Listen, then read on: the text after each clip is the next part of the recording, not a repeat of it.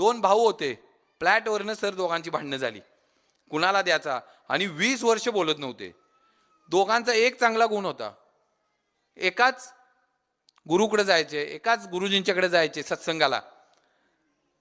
मोठ्या भावाच्या मुलीचं लग्न ठरलं, म्हणलं आपल्या भावाला पत्रिका दिली पाहिजे, त्याच्याच लेकीचं लग्न आहे, भावाला पत्रिका घेऊन गेला, म्हणला लेकीचं लग्न ठरलंय, तू पुढं होऊन केलं पाहिजे, सगळं विसरून जा, काही डोक्यात ठेवू नको, पुढं होऊन तुला करायला पाहिजे. बारक्या भावानं ऐकलं नाही, घरातनं हाकलून दिलं, म्हणला काही संबंध नाही तुझा माझा, आणि घरातनं बाहेर काढलं. मोठा भाऊ नाराज होऊन घरी आला. दुसऱ्या दिवशी परत सत्संगाला गेला गुरुजींच्या पुढं. गुरुजींनी चेहरा बघितला, विचारलं काय झालंय, म्हणला लेकीचं लग्न होतं, भाऊन मी बोलत नव्हतो 20 वर्ष, पत्रिका घेऊन गेलो, सगळं विसरून जाऊया, पण भावाने ऐकलं नाही, घरातनं बाहेर काढलं.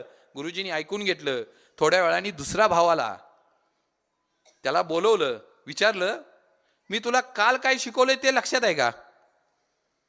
आठवून बघितलं त्यानं, नाही म्हणलं, तुम्ही काल काय सांगितलं मला लक्षात नाही. अरे मी तुला काल काय सांगितलं ते लक्षात नाही, आणि 20 वर्षापूर्वी भाऊ काय म्हणला होता हे का लक्षात ठेवलंय? आयुष्यात आमच्या भावानं आमच्यासाठी ज्या चांगल्या गोष्टी केल्यात ना त्या लक्षात ठेवा ना, वाईटच का ठेवतो रे? तुम्हाला जर वाटत असेल ना म्हातारपणात आपल्या आईबापाला 5-7 वर्ष जादा मिळावी, तर भावाभावानी फक्त घरात चांगलं वागा आणि चांगलं बोला. अरे त्या म्हाताऱ्यांच्या घरातली 5-7 वर्षाचं आयुष्य वाढेल.